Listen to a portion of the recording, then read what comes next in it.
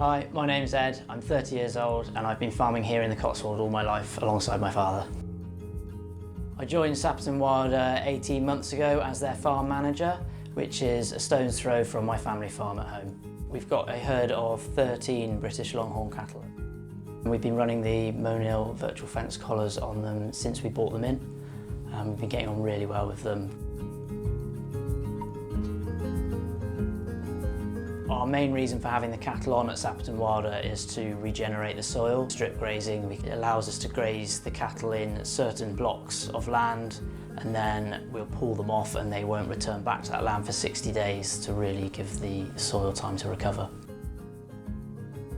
The future vision for that is to turn it into an agroforestry area. So it's roughly 100 acres split across 3 fields, a row of fruit and nut trees and then a strip of arable cropping, another row of fruit and nut and then grass.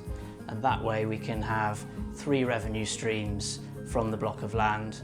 We can graze the livestock in between everything else and not use any hard fences in. If we had any fences in the way, it wouldn't be possible.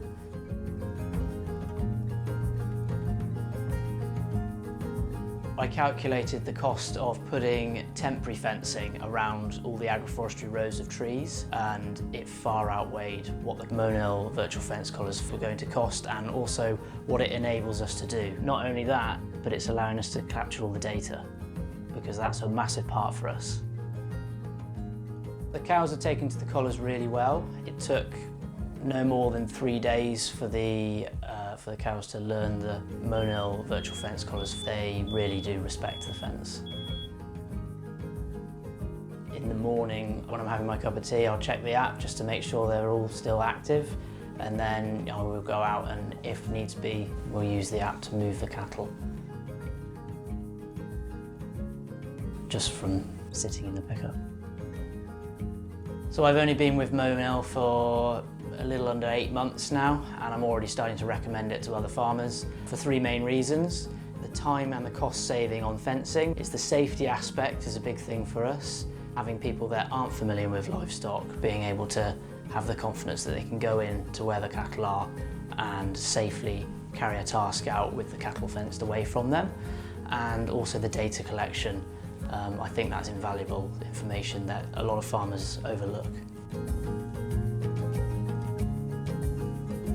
We did consider the animal welfare aspect of the collars, but actually after doing a bit more research and speaking to people that are already using the collars, we actually found that they had less impact on the animal than it would be if you were using electric fencing. By using the virtual fence collars, you haven't got reels of electric fencing out, which, yes, they can keep the livestock in, but we've also seen issues where other stock can get tangled up in it. We're in quite a high deer pressure area and we do see deer and other animals get caught up in electric fencing.